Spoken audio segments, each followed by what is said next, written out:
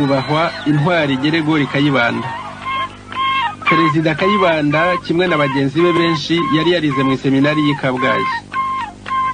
U Rwanda rikimara kubona ubwigenge, umukuru w'igihugu yazindukiye muri Leta Zunze Ubumwe za Amerika. Afatira ijambo muri Loni imbere y'inteko y'abibumbye. The Republic of Rwanda, as a member of the United Nations, Président, Excellence, de cette occasion qui m'est offerte, je remercie vivement arashimira abafashije u Rwanda kugera ku bwigenge. Le secrétariat général des Nations Unies, ainsi que tous ceux qui, de près ou de loin, ont contribué à aider la République rwandaise à parvenir à son indépendance et d'avoir sa place au milieu des nations adultes et libres. Ibyiza nibishojwe neza. U Rwanda rubaye igikwerere rufashe intebe mu nteko. Ubutegetsi bushya bushyirwaho, ariko impuguke zari mbarwa cyane cyane izize amashuri kaminuza. Canada yatugobotse bwangu, yohereza Padiri Levesque w'umudominikani adushingira kaminuza y'u Rwanda i Butare. À tous les Canadiens qui aident notre université.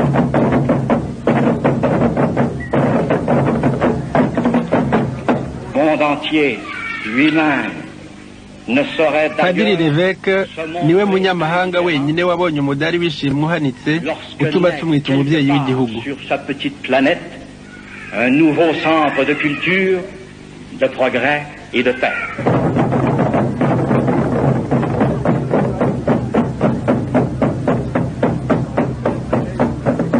Le président de la République du Rwanda a décidé de fonder une université, l'université nationale du pays. Comme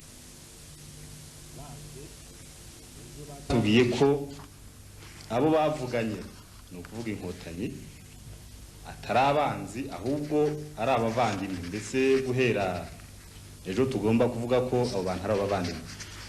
Nagira ngo numva icyo mu bitekerezaho ko abo bantu twitaga abanzi noneho bahindutse abavandimwe. Mwaduha igitekerezo cyanyu cyane cyane mwishyize mu ruhu rw'umuturage uri ibyumba aho imirwano ibera. Icyo kibazo nigeze kugira icyo nkivugaho igihe njya gusura Igikongoro. Icyambere nuko abanyarwanda twese twifuza amahoro. Abanyarwanda bose barifuza amahoro. Amahoro twayabaye mu gihe kirekire, ariko kuva ku itariki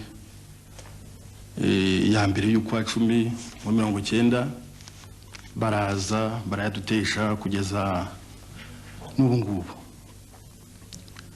Ariko rero ayo mahoro uko tuyashaka, turashaka ko ibintu byagenda mu murongo kandi bikagenda mu murongo ugororotse. Ubundi abagomba kuvugira igihugu n'abantu bagize guverinoma. Nabivuze Igikongoro. Nje nkabona rero muri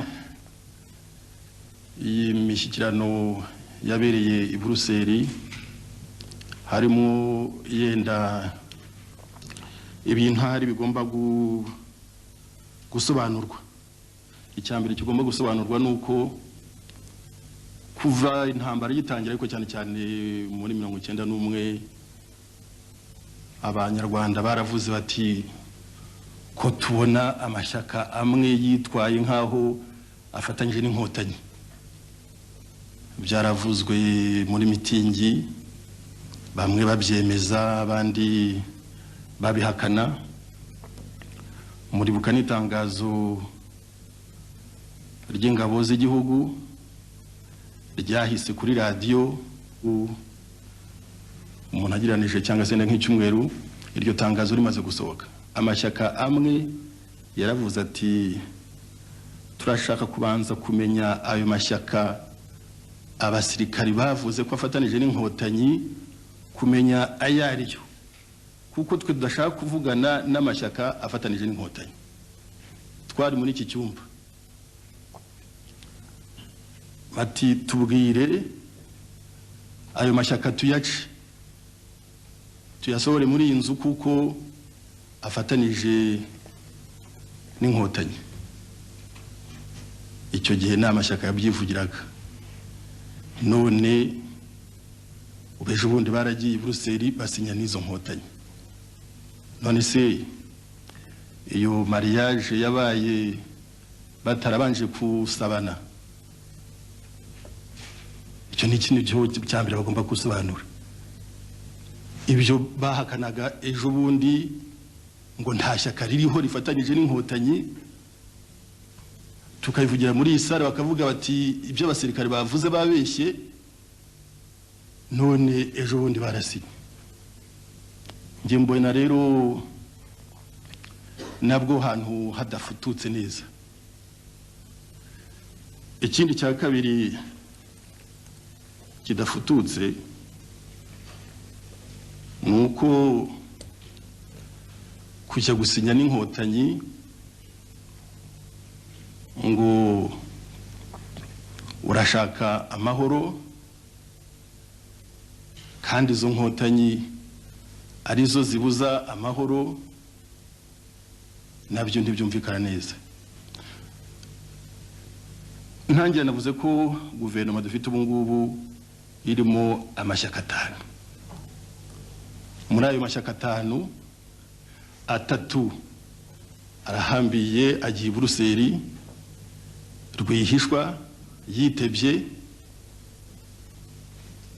asiza 2 ari muri iyo guverinoma ngo agiye gushaka amahoro na babandi badutera, kandi bagiye bihishe abandi 2 basigaye muri guverinoma, kandi basinyanye nabo ngabo 2 ko bagomba gushakira amahoro hamwe.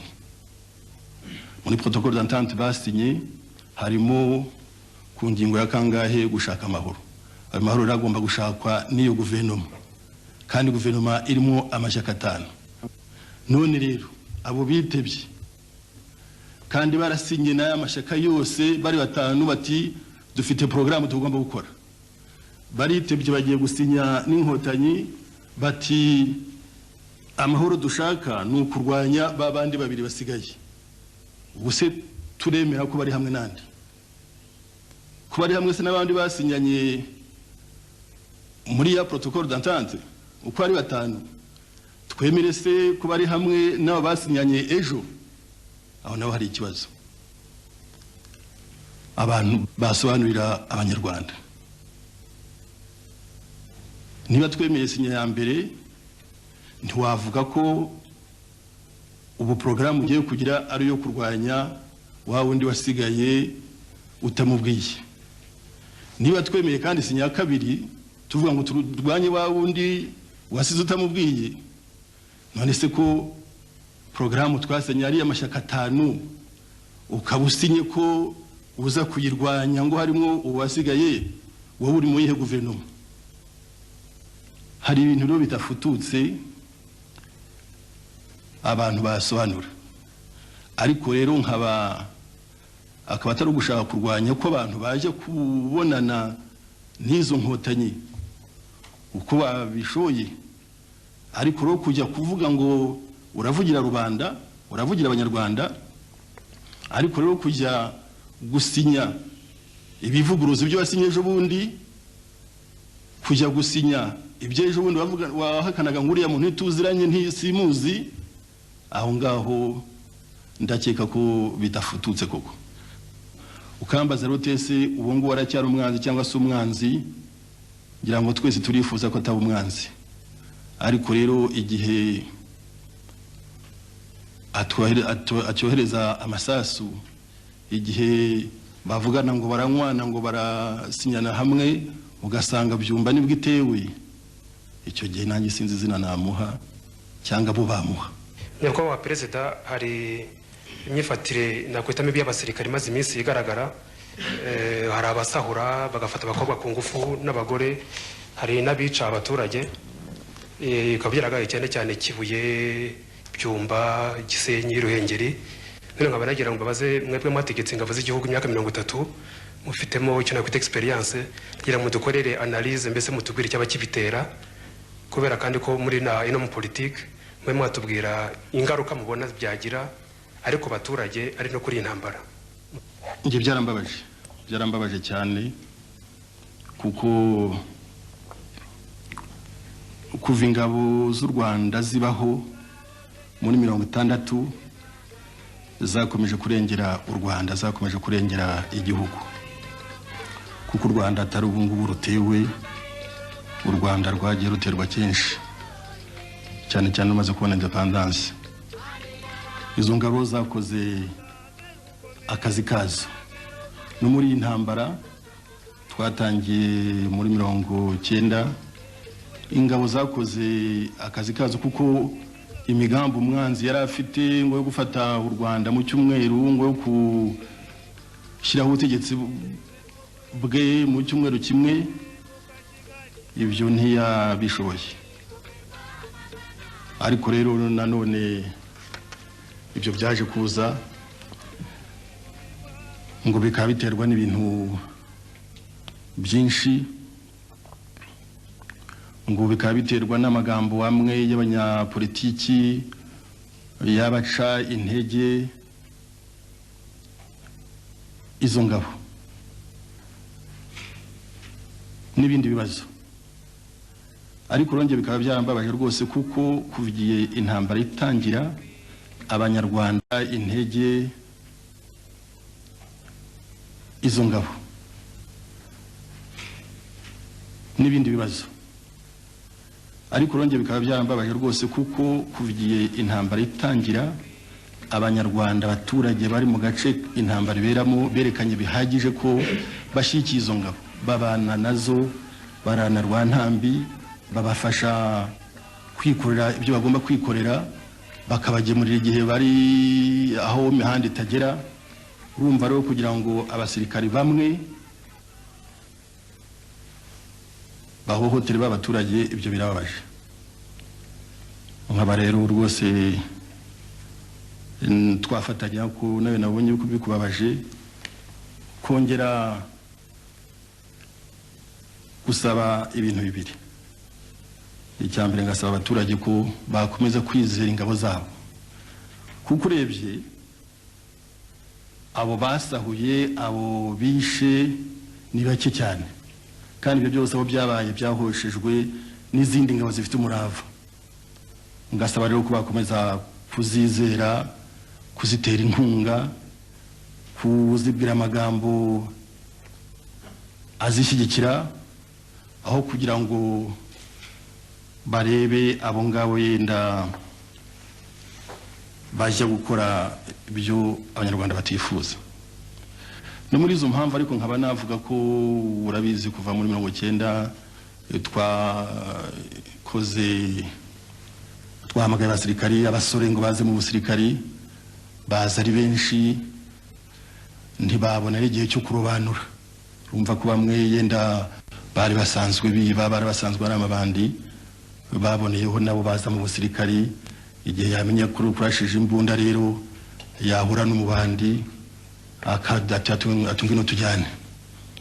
Uzi ndetse no mu minsi ishize inteko ishinga amategeko yashyizeho itegeko ryo kubabarira abari mu bihano, abari mu munyururu, igihe yashyiragaho n'ibyo kubabarira impunzi zaba ziri mu byaha. Iryo tegeko ryatumye hasohoka muri prison abantu ibihumbi bigeze kuri 5, ngira ngo abo bose nabo bose siko bagiye bicuza ngo bakoze ibyaha ntibazongera kubikora. Iyo bahuye n'abasirikare bagenda bagasabura. Icyo kuba birababaje, nkaba nasaba abaturage bakomeza kwiringira ingabo zabo, bakomeza kuzishyigikira, ariko ngasaba nkomeje ingabo ubwazo ukomeza kwerekana ko zizewe na rubanda, kuko komeza kwerekana ko ari ingabo z'u Rwanda, kandi ingabo z'u Rwanda zigomba kurengera mbere na mbere uwo muturage uri ku mupaka, uwo muturage bari hamwe, uwo muturage bararanye Rwantambi. Nicyo nakwifuza, nicyo na mbwira ingabo. Muri izo mpamvu rero bavuze byinshi ngo zaba zibitera, bavuga yenda ko za unit ubwazo zaba zitameze neza ugeranije n'abasirikare uko bangana ubu ngubu muri iki gihe, bakavuga yenda ko ubutegetsi bw'ingabo bwari buriho igihe twari dufite abasirikare bake tugomba kubuvugurura. Ibyo nabyo turabitekereza, nabivuganye na minisitiri w'intebe nka kabiri, n'ejo mu gitondo twarabivuganye. Nzi kandi ko mu nama ya leta bafashe ibyemezo byo kuvugurura inzego z'ubutegetsi bw'ingabo kugira ngo dushyiremo amaraso mashyashya, kugira ngo dushyiremo umurego mushya, ingabo zumve koko ko igihe kigeze cyo kwikubita agashyi zikamenya ko zihagarariye u Rwanda. Icyo nifuza rero nuko iyo mivugururo itahagararira ku butegetsi gusa, nkuko nayivugiye ibyumba. Ndifuza ko no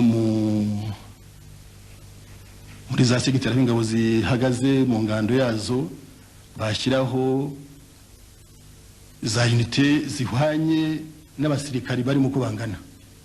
Buri mutegetsi waho akamenya abasirikari be, akamenya ko bangana, akamenya ko abayobora, akamenya abadakora neza, akamenya abakora neza, ntibikomeze kuvangavanga. Ariko rero nkaba nsaba n'inzego zishinzwe ibyo guperereza ko bareba basahura bakabahana, kuko nkaba byo bavuze ku Kibuye, ngira ngo abibye ku Kibuye, ibibye muri banki commercial bose barafashwe. Byo ni byiza. Abagiye gusabura ku Gisenyi bamwe barafashwe, n'ibintu ndetse bimwe biragaruka. Ariko rero urebye nk'ini Kigali byasahuwe, urebye nk'ibyumi byasahuwe muri iyi minsi, wibaza niba nta ba OPG baba muri utwo turere, wibaza niba nta za parike ziba muri utwo turere. Umuntu yarambwiye ati rwose biratangaje kubona umuntu yinjira mu iduka akajya gusahura, akagenda yikoreye nk'uvuye gusarura mu murima we, ntagire umuntu umureba ijisho, ntagire umuntu umuhagarika, ntagire umuntu umubaza ati ngwino tujyane muri parike, ntagire OPG uza, ntagire umujandarume uza. Ibyo koko ndasaba ko ababishinzwe ba OPG, gendarmerie, za parike zabuza ibyo bintu byo gusahura, bagahana abasahuye abo ari bo bose, baba abasirikari baba abasivili. Abafaransa bakunze kwivugira ngo l'argent c'est le nerf de la guerre. None ejo bundi minisitiri w'imari arutse kwivugira ngo mu isanduku ya leta nta mafaranga arimo. Murabona igihugu cyacu kizarwana gite n'inkotanyi kandi nta mafaranga dufite? Murakoze. Ubona kitarwana se? Amafaranga tumaze imyaka 2 turwana, ubwo sibwo tugiye guhagarika intambara. Akandi kabazo ka kabiri na akantu ko gusobanura ko ejo bundi muri kongere ya MRND mwaravuze ngo muri ikinani cyananiye abagome n'abagambanyi. Ese abagome umuntu ashobora kumenya abo mwashaka kuvuga ni bande, abagambanyi mwashaka kuvuga ni bande? Nabisobanuriye abo twabonanye nyuma, ko ni igitekerezo cyanjemo kandi mvuga ibyo nkuye ku mutima. Abagome nabo bose nyine baza kudutera za katyusha, bose baza kudusukamwe amasasu, niba utabita abagome cyangwa niba utabita abagambanyi. Nabisobanuye icyo gihe, iyo kurikira icyo kiganiro warabyumvise. Amashyaka amwe namwe muri za mitingi akunze kuba harabika, ndetse n'ibinyamakuru bwabyo bimwe na bimwe birumvikana ntabwo biboroheye. Ibyo bintu mubitekerezaho iki njya kuba Perezida wa Repubulika? Abashaka gutukana se n'abagirane, urabona ko n'abagirane. Niba hari ikinyamakuru kinenga politiki ya Perezida Habyarimana, kikayinenga. Ni politiki yahaye igihugu, avuga ati hariya ntituyemeye, byo rwose yabishobora. Ariko rero kujya gutukana cyangwa se kujya guhimba, ukamwandikaho ibyo atakoze, ukamwandikaho iki, nabigenzane. Bahimba byinshi, bahimba ku mutungo perezida afite, amazu mu Bugereki, amazu mu Bufaransa, amazu harya andi ni mu Buholandi, hehe, mbabwire ko nta nitafari na rimwe mfite i Burayi, nta nitafari na rimwe. Rosore irahari da, Rosore irahari. Herutse kwandika ngo Perezida Habyarimana ngo afite 25 millions de dollars. Wayamuhaye barakoko kwanduza undi ku maherere biranirwa, kandi ayo mategeko zitwe twayazanye twayakopeye ahandi mu bindi bihugu biturusha gutera imbere, byateye imbere mu bwenge, byateye imbere mu majyambere. Ayo mategeko ariho, abaharabika abandi rero ku maherere bagombye kubihanirwa. Naho ubundi nabasaba ko kuko abanyamakuru buzuye, abanyamakuru batajyanwa no gushaka guharabika umuntu, ahubwo bavuga inkuru bazi ko ariyo kandi ubona ko izagirira abandi akamaro. Imishyikirano yabereye i Buruseli, amashyaka MDR, PL, PSD na FPR babavuga babise élément à chasser, l'ennemi commun. Mwe mwiteguye mute kwa mwahangana nabo babise babavuzeho babavuga bakoresheje iyo mvugo, kandi atekereza ko bayikoresheje bayikuye ku mutima? Uti abantu bagiye hamwe bavuga ko ari we mwanzi wabo, none wababwira iki? Kugisubiza ntibyoroshye, ariko nagize icyo mvuga kuri iyo mishyikirano yabereye i Buruseli. Nibyo twayivuze tutangira iki kiganiro, ntabwo ari byo navuze mbisubiramo. Umuntu yenda agishubije yarambura byinshi, kuko abo bitwaza byinshi ngo Habyarimana ntashyigikiye demokarasi, Habyarimana niwe wazanye intambara, Habyarimana nibi. Namwe musesenguye ibyo bavuga byose mwabisubiza. Habyarimana yazanye intambara se? Inyenzi n'ubwa mbere zitera u Rwanda, inyenzi zateye u Rwanda rukibona independence muri 1962 mu kwezi kwa 7. Zarateye mu Birunga, ndibuka nari suriyotona, bampa abasirikari bari bamaze kurasa nka 3 gusa, turajyana tujya mu Birunga muri 1962. Zarateye muri 1963 mu Bugesera, hapfa Premier Sergeant Mbonanyira. Zarateye muri Zanshiri, zarateye mu Bugarama, hapfirayo ba Feresi. Igihe sinyenzi zitateye u Rwanda ni igihe ki? Uretse ko ibitero byagendaga bisimburana mu myaka, nibwo byazaga bikomeye, kuko nyine babaga bafite igihe cyo kwitegura. N'ubu ngubu ziyise inkotanyi, n'ubundi nizo ziyise inyenzi, ntawazise inyenzi n'uziyise ko ubu ziyise inkotanyi. Byari byo byose ni babandi cyangwa n'abana babo baratera, baza bafite igitero gikaze, kubera ko bari bavuye mu ngabo z'amahanga, bafashe ibikoresho byabo, batekaga ibigo bikomeye. N'ubu kandi amasasu bashana bajya kureba muri ibyo bigo, ikibazo bafite cyose bajya kureba aho bategekaga. Ariko impamvu ni yayindi yatumye batera muri 1962, 1963, 1967. Impamvu ni yayindi y'icyo gihe ni nayo y'ubu ngubu. Ntabwo rero Habyarimana wazanye intambara, kuko icyo gihe Habyarimana se wari ku butegetsi. Niba ngubu bashaka Habyarimana se, icyo gihe bashakaga ndi?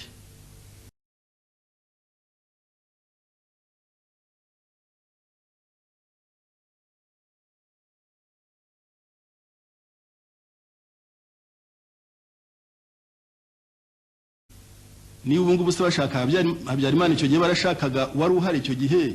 Kuki bashaka ubu ngubu bagashaka na Habyarimana? Icya kabiri baravuga bati demokarasi Habyarimana ntayemera, afite ubutegetsi bw'igitugu. Kuko igitugu ni iki? Abafite ubutegetsi bw'igitugu ni bande? kuva muri 70 cyane cyane na 5 nubwo twagize ishyaka rimwe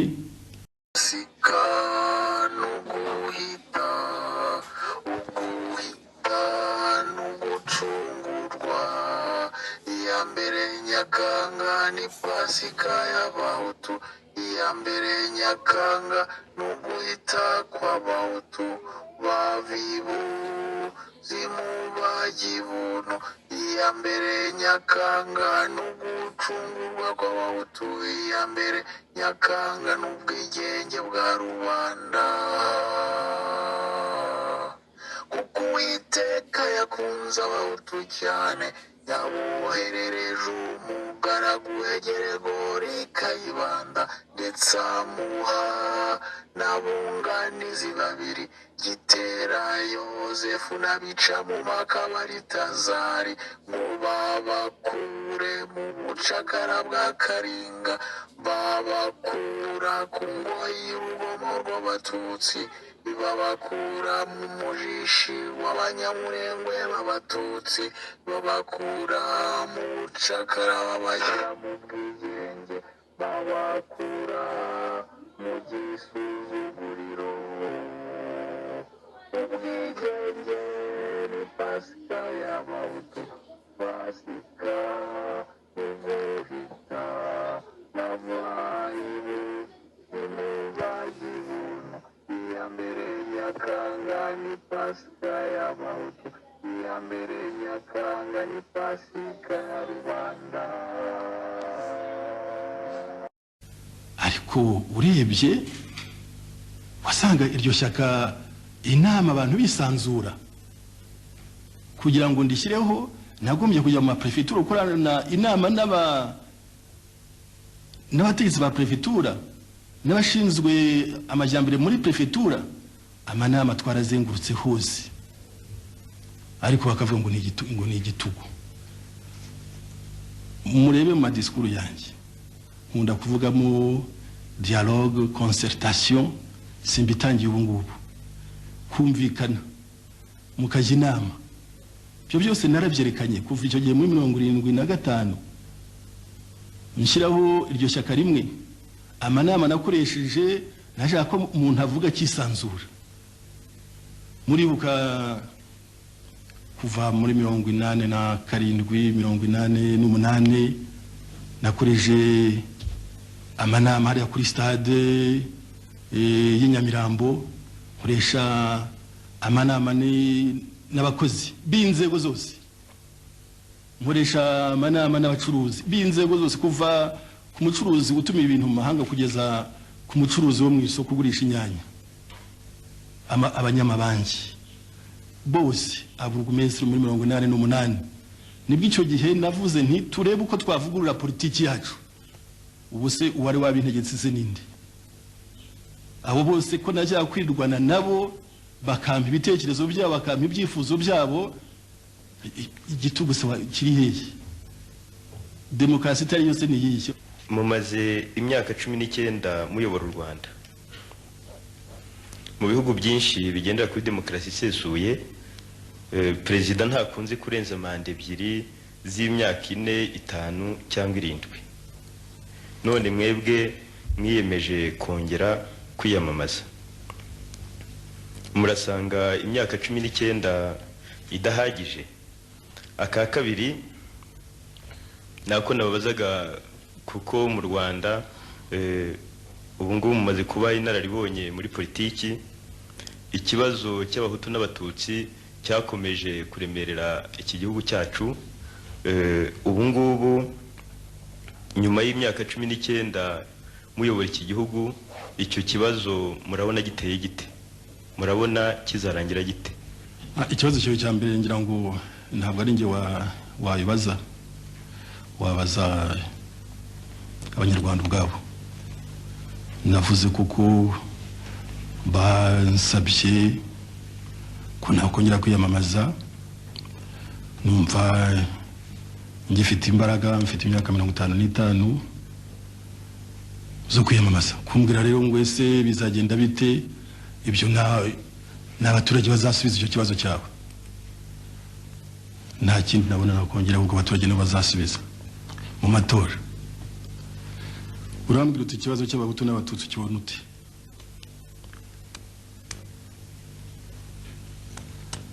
Wowe mbese ukibona ute?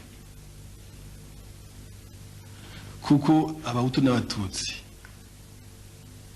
kuva muri 73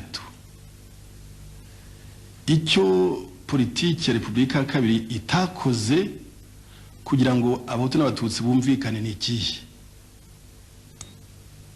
Icyo nashobora gukora ntakoze kugira ngo abahutu n'abatutsi bumvikane muri ya politiki y'ubumwe, muri ya politiki y'amahoro. Ubungu bamwe babigize urwenya, uzi ahubwo nakuri ndabyihoreye kuko bamwe babigize urwenya, ariko politiki y'amahoro, politiki y'ubumwe nicyo yari igamije kumvisha abana b'u Rwanda bose akarere bavamo ko bose ari abana b'u Rwanda. Nigeze gukoresha inama banza ari muri Gitarama, umunyamakuru nibakiri umunyamakuru ngo simbizi arareba aho twari twicaye guverinoma yose, arambwira ati ngiye icyo nashaka kukubwira, ati nta kibazo mfite, ati icyo nashaka kukubwira nuko iyo mbonye uko mwicaye uko nguko numva nishimye. Nteze kuki? Ati mbona muva mu turere twose tw'u Rwanda. Nicyo nakomeje gushingiraho, kureba umunyarwanda uko yazamuka aho ari hose, ubwoko yabarimo bwose, abahutu n'abatutsi bakumvikana. Ahubwo wambwira ikitarakozwe ntashobora gukora.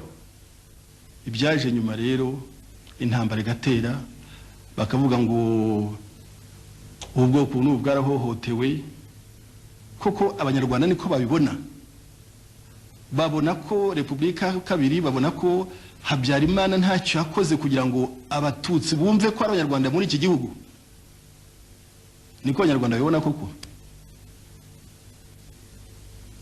Nicyo nagusubiza, nakoze uko nshoboye n'ubu kandi ndacyakomeza kugira ngo umunyarwanda aho ari hose yumve ko ari umunyarwanda, aho avuka hose yumve ko ari umunyarwanda. Nabyise équilibre, bamwe barabiseka ngo byavuganye ibintu, udashyizemo équilibre hazamo déséquilibre. Déséquilibre se niyo bashaka. Nicyo nagusubiza, yenda sinzi niba kikunyuze cyangwa se wambwira uti washobora gukora ibi ngibi kugira ngo abahutu n'abatutsi bumvikane kurushaho, ukakimbwira yenda utanga urahibagiwe. Nk'abantu ibyo bavuga mutakoze kuri icyo kibazo cyane cyane, hari nk'ikibazo cy'impunzi. Igisubizo mwakunze gutanga ntabwo kigeze kinyura abantu benshi, muvuga muti u Rwanda ni rutoya, abo bantu bazirwarize aho bagiye. Yenda ubwo amagambo mvuzemo ntabwo ari mwakoresheje, ku buryo benshi babigize urwitwazo, bikanatuma ndetse ikibazo gikomeza gukara. Kuba impunzi, yenda ikibazo cy'impunzi, kuko abantu baravuga ati ntabwo mwakivuzeho bihagije cyangwa se mwashyizeho amabwiriza ahagije, kuvuga ko byo si bihimbano. Ariko icyo nemera rero nuko rwaba rutoya rwaba rugari, impunzi ishatse gutaha yatahuka. Ariko u Rwanda ni rutoya, ibyo biraboneka. Aho kuvuga ngo impunzi kugira ngo zitahuke nta cyakozwe, wirengagiza amategeko ariho kuva muri 1966. Nabonye agatabo kandikiwe muri Minisiteri y'Ubutegetsi bw'Igihugu, kanditswe icyo gihe muri 79, uzarebe wari minisitiri wari w'icyo gihe, yashyize hamwe amategeko yose ariho agenga itahuka ry'impunzi. Ashyiraho arete presidentielle ya Kayibanda 1966, ashyiraho amabwiriza yose yari yabaye mbere. Ako gatabo uzagashaka usome, amabwiriza arahari kuva icyo gihe. Hari uwayahanaguye se? Cyangwa ushaka kunyemeza ko mu Rwanda ari mu bakozi ba leta ari kubikora ku giti cyabo nta mpunzi zatahutse zikurikije ayo mategeko, zatahutse zinyuze zihe nzira? Barazihohoteye se? Ariko ayo mategeko ariho. Naho kuvuga ngo impunzi ntizitaweho, uzarebe wanditse ayo mategeko yashyize hamwe niwe ubu ngubu uvuga ngo izo mpunzi ntizitaweho ngo niwe utegeka ngo abo ngabo yahunze ubwo bumwe si cyo gihe yavuga ko yahunze iki yahunze avuga iki none ubu ngubu ngo arategeka ntategeke se wategeka baramwumvira koko bamwumviye se akabategeka kuko bakomeza kutwohereza amasasu aze aho ayohereza hariho bamwumviye se bamara kunywana n'abantu bakawohereza bakatwohereza ibitero hano ibyumba naho ubundi amategeko ari uzareba ku gatabo bayashyize hamwe muri 79 ntibigeze bahanagura kandi rero cyakora muri ibi by'intambara twongeye kwemeza i Dar es Salaam ku Rwanda rwemera rwose ko impunzi zatahuka ku Rwanda rusaba gusa ko amahanga yadufasha kuko u Rwanda ari rutoya ntabwo ari urwitwaza ariko biragaragara u Rwanda ni ruto ariko rero ibyo ntibyabuza ya droit bafite yuko igihe bashatse gutahuka bwa burenganzira bafite yuko igihe bashatse gutahuka batahuka tukaba dutegereje rero ko wa muryango wita ku mpunzi uzadufasha kubarura abashaka gutaha uzadufasha kureba abashaka gutahuka n'ibintu byangombwa bagira kugira ngo nyine bashobore kuza naho kuvuga ko abantu batitaye kuri icyo kibazo ko abashatse kuza babuze uko baza kugira ngo ntabwo ari ukuri kuzuye